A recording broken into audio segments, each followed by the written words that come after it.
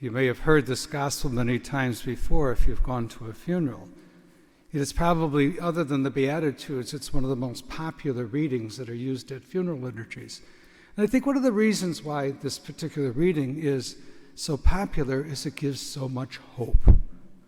In the time of distress, in the time of pain, in the time of sorrow, Jesus turns to his disciples. It's the Last Supper, don't forget, where this dialogue takes place. Do not let your hearts be troubled. You know, I came to this earth, is what he's telling us, so that you may have new life. I came so that the darkness of sin will be washed away by my resurrection. I came to this world to let you know that there is life after this life. And it's always a comfort, I think, to families and friends to know that when we on this world is but a short time of our life that is eternal in heaven. And that gives a lot of hope. And that's why when Jesus says, do not let your hearts be troubled, when we are facing our sorrows and our pains, Jesus lets us know that he is with us, and he walks with us in our times. And we know that because of our faith, that Jesus, when he says, I'm going to prepare a place for you.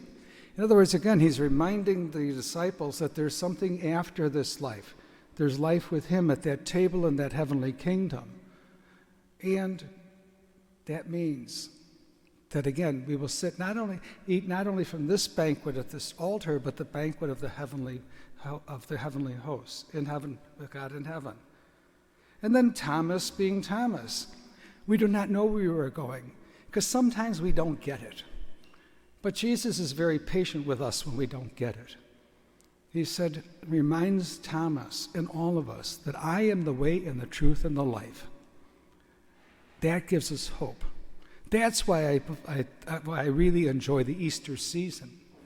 Because sometimes, it's not sometimes, but when things are in our lives, we know that there is joy, there is hope.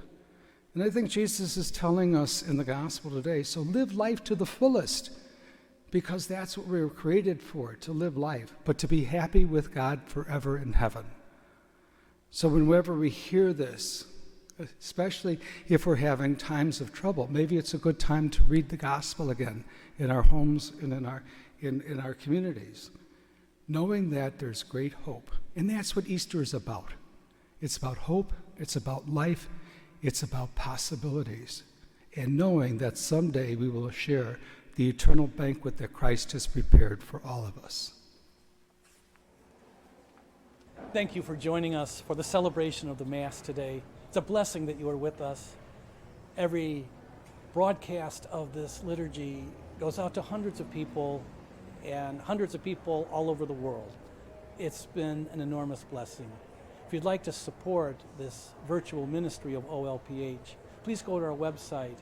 You can support this ministry by going to Give Central so that we can continue to broadcast the liturgy each and every week.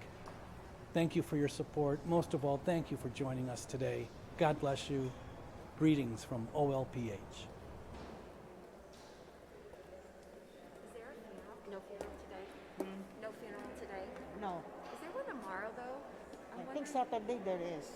There's one.